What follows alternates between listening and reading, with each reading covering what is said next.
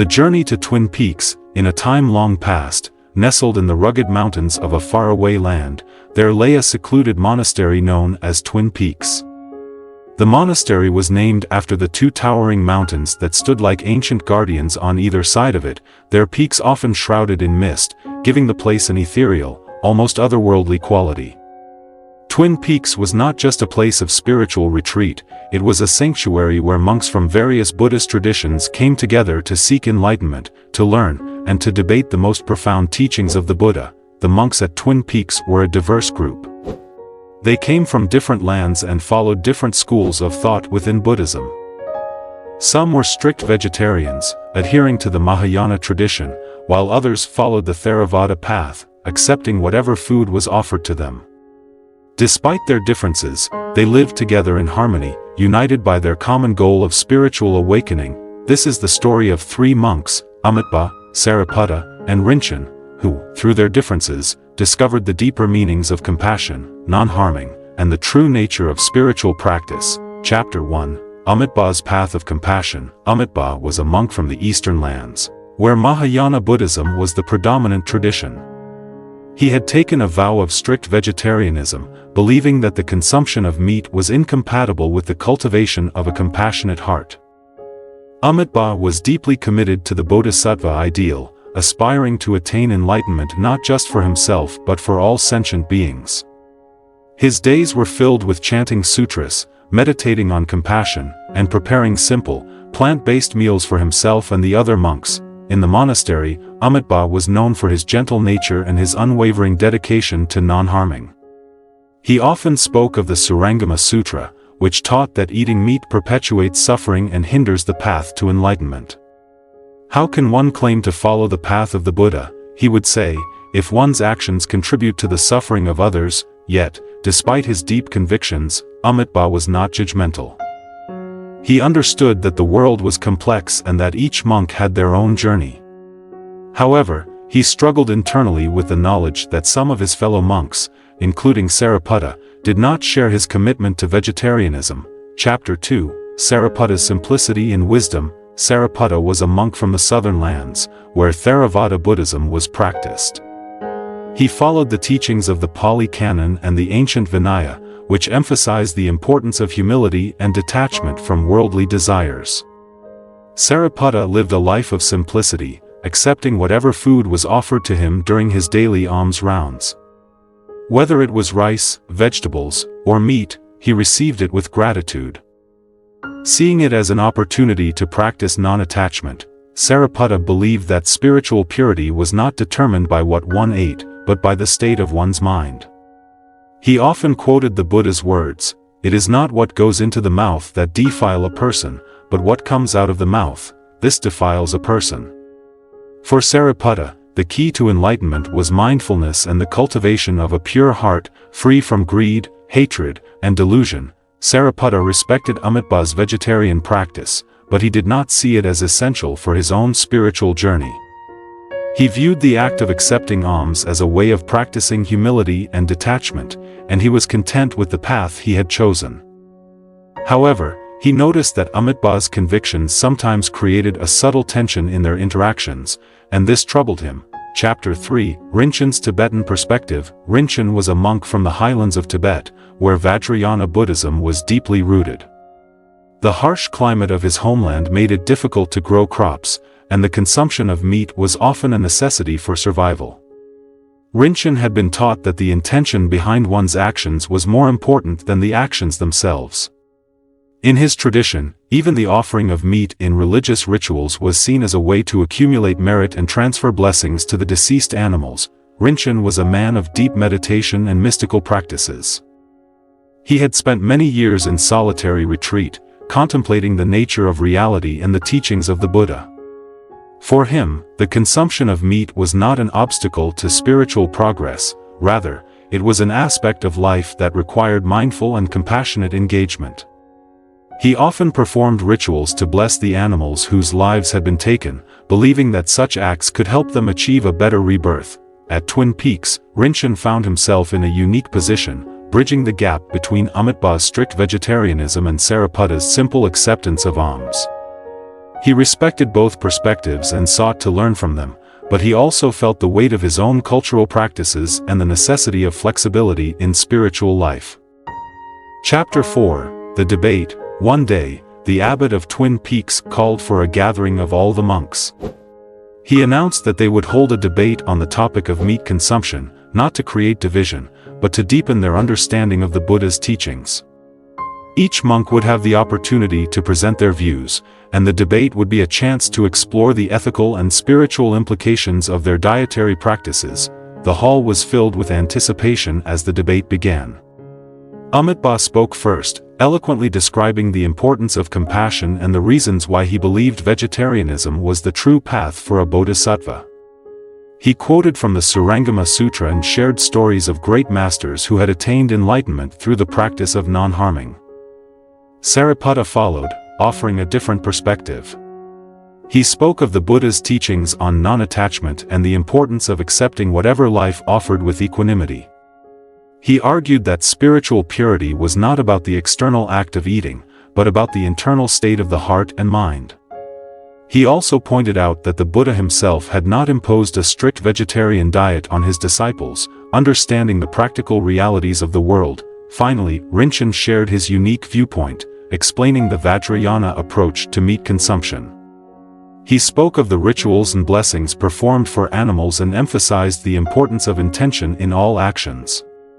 Rinchen also reminded the assembly that the Buddha had taught compassion for all beings, and that sometimes compassion required flexibility and understanding of the circumstances.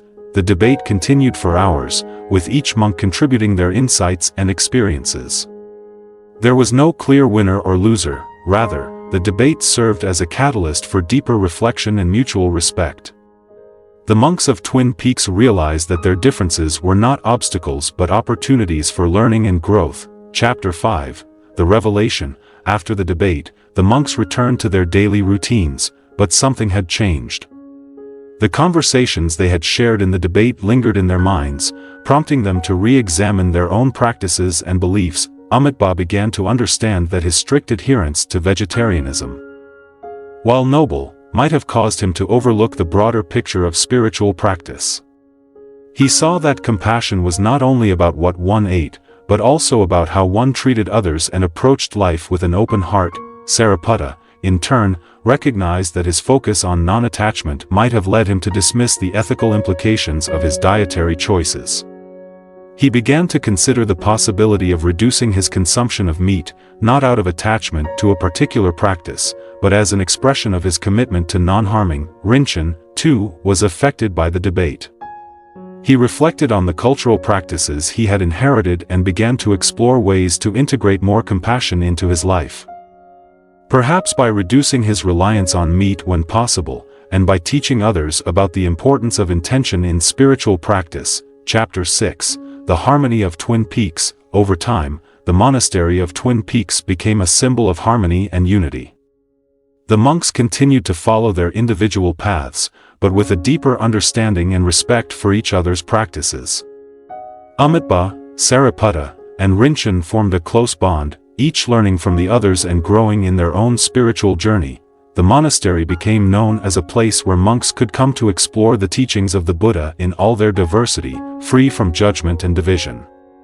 It was a place where the values of compassion, non-harming, and mindfulness were lived out in every aspect of life, from the food they ate to the way they interacted with each other. Visitors from far and wide came to Twin Peaks to learn from the monks and to experience the unique atmosphere of the monastery.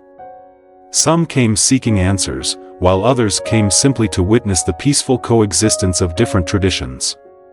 All left with a sense of the profound wisdom that comes from embracing diversity and finding unity in the shared goal of enlightenment. Conclusion. The legacy of Twin Peaks. The story of Twin Peaks spread throughout the land, becoming a source of inspiration for Buddhists and non-Buddhists alike. It was a reminder that the path to enlightenment is not a one-size-fits-all journey, but a personal and collective exploration of the teachings of the Buddha. The legacy of the monks at Twin Peaks lived on, not just in the monastery itself, but in the hearts of those who had been touched by their wisdom. The values of compassion, non-harming, and mindfulness continued to guide them, shaping their actions and their understanding of the world. In the end, the monks of Twin Peaks discovered that the true essence of Buddhism was not found in rigid adherence to rules or practices, but in the open-hearted pursuit of wisdom, compassion, and enlightenment for the benefit of all beings. Buddhism, one of the world's most ancient and widely practiced religions, encompasses a rich tapestry of beliefs, practices, and philosophical traditions. Central to its teachings is the principle of compassion, karuna, and the commitment to non-violence, ahimsa, which have profound implications for ethical behavior, including dietary choices. Among the many questions that arise from Buddhist ethical teachings, one of the most debated is whether Buddhism prohibits the consumption of meat. This question touches on the heart of Buddhist practice, intersecting with the concepts of suffering, karma, and the path to enlightenment. The diversity of Buddhist traditions across Asia has led to a variety of interpretations and practices regarding meat consumption. While some traditions, particularly in East Asia, have adopted strict vegetarianism, others, such as Theravada and Vajrayana Buddhism, allow for the consumption of meat under certain conditions. These differing practices reflect the adaptability of Buddhism to local cultures and environments, as well as the complex interplay between doctrinal purity and practical considerations. This essay seeks to explore the intricate relationship between Buddhism and meat consumption, tracing its historical origins, examining the textual basis for various dietary practices, and considering the ethical implications in both traditional and contemporary contexts. Through a comprehensive analysis, this essay will provide a nuanced understanding of how different Buddhist schools have approached the issue of meat consumption and how these practices have evolved over time. Historical context. The Buddhist teachings on diet are rooted in the socio-economic and cultural context of ancient India, where he lived and taught over 2,500 years ago.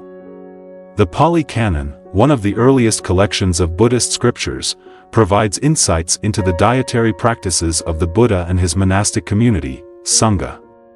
According to these texts, the Buddha did not explicitly forbid the consumption of meat, but rather emphasized the importance of intention and the avoidance of causing harm. In ancient India, food scarcity and the agrarian lifestyle influenced dietary practices. Monks and nuns were expected to live a life of simplicity and renunciation, relying on alms for their sustenance. This practice, known as Pandapata, required monastics to accept whatever food was offered to them, including meat. The Buddha's acceptance of this practice reflects a pragmatic approach to the challenges of subsistence, as well as a focus on spiritual rather than material purity. However, the acceptance of meat in the monastic diet was not without limitations. The concept of threefold pure meat, as outlined in the Vinaya, provided guidelines for acceptable consumption. Monks were allowed to eat meat only if they had not seen, heard, or suspected that the animal was killed specifically for them. This rule was intended to minimize the harm caused by the act of eating meat, aligning with the broader Buddhist commitment to non-violence.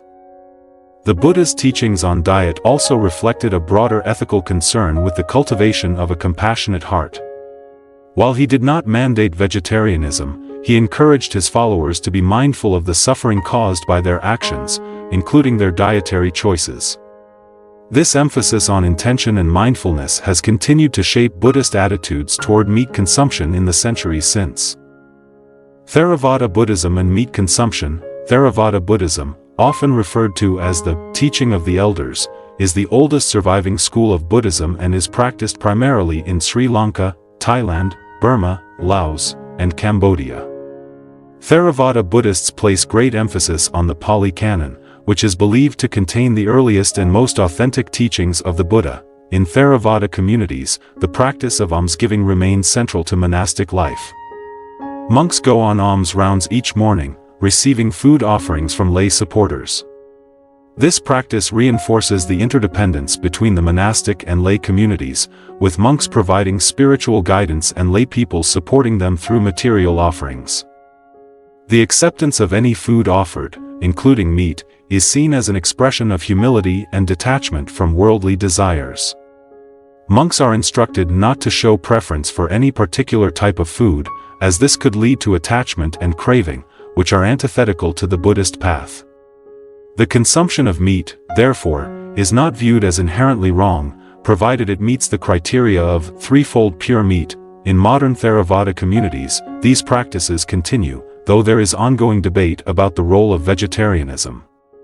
Some Theravada monks and laypeople choose to follow a vegetarian diet as an expression of compassion and non-violence, while others maintain the traditional practice of accepting whatever food is offered. This diversity of practice reflects the flexibility of Theravada Buddhism in accommodating different cultural and individual preferences.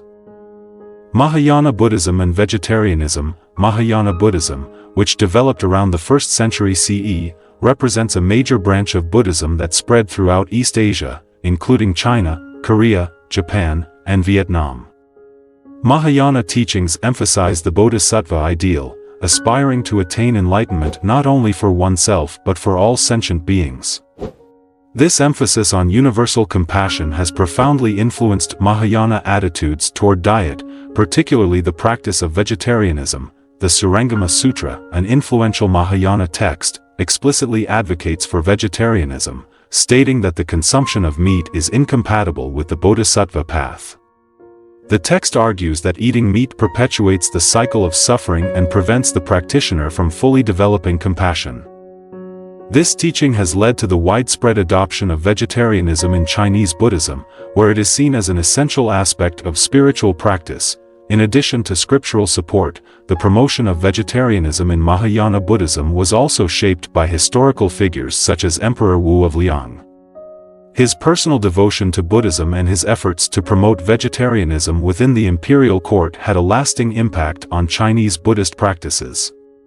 The establishment of strict vegetarian diets in monasteries and the broader lay community can be traced back to these early efforts. Despite the strong emphasis on vegetarianism in Mahayana Buddhism, there are variations in practice across different cultures and communities. In some regions, particularly in Japan, the rigid adherence to vegetarianism has been relaxed, allowing for greater flexibility in dietary choices. This diversity within Mahayana Buddhism reflects the adaptability of the tradition to different cultural and environmental contexts.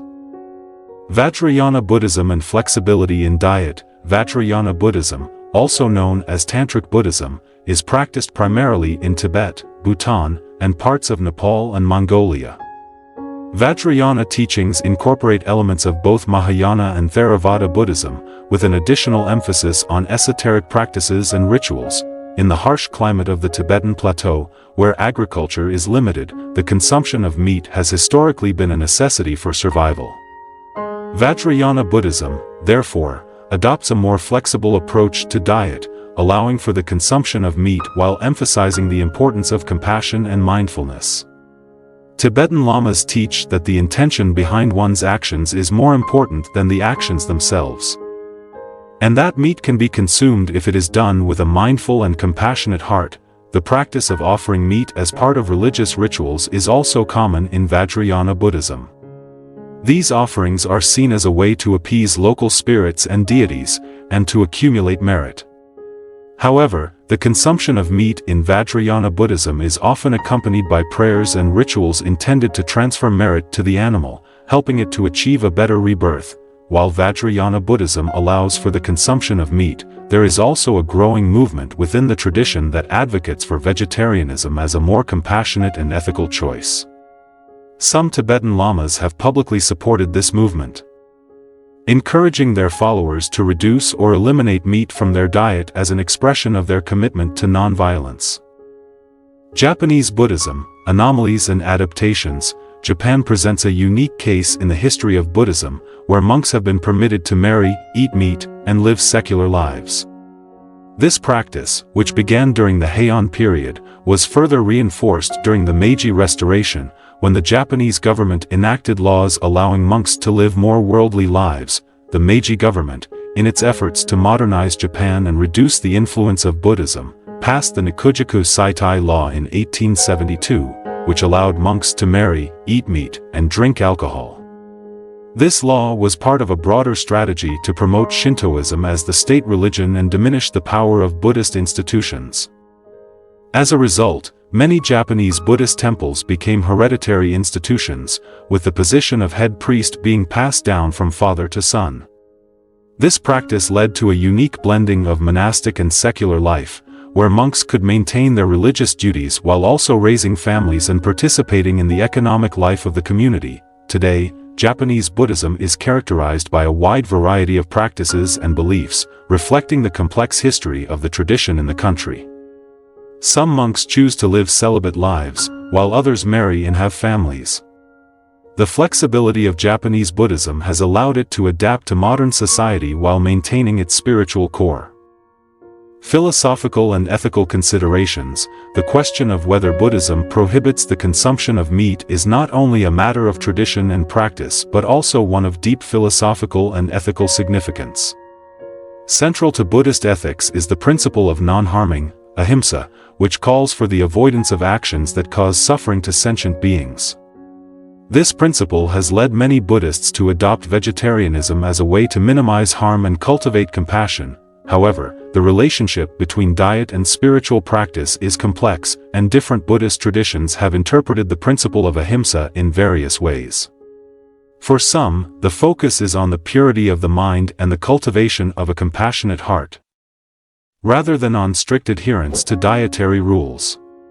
For others, the practice of vegetarianism is seen as an essential expression of the bodhisattva ideal and a way to embody the teachings of the Buddha. Contemporary debates on meat consumption in Buddhism also intersect with broader ethical concerns, such as environmental sustainability and animal rights.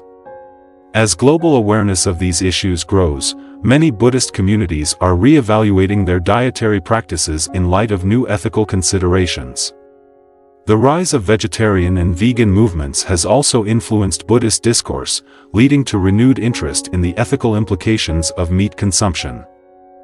Buddhism and modern ethical movements. In recent years, there has been a growing convergence between Buddhist teachings and modern ethical movements, particularly in the areas of environmentalism and animal rights.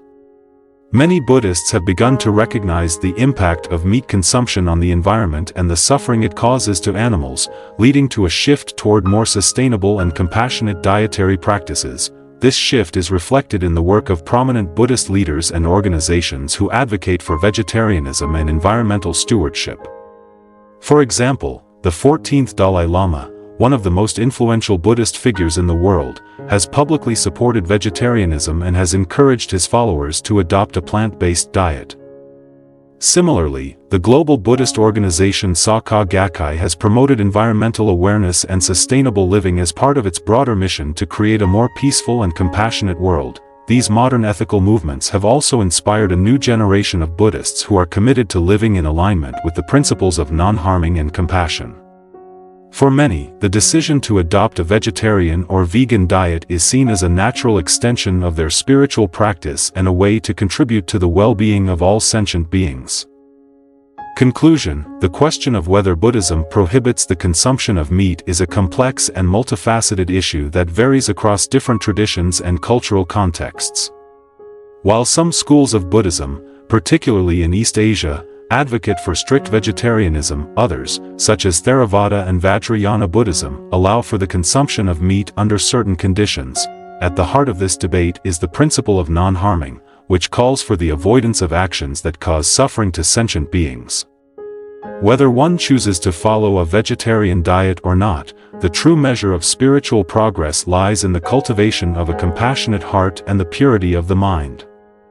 As Buddhism continues to evolve in the modern world, the ethical implications of meat consumption will likely remain a topic of discussion and reflection.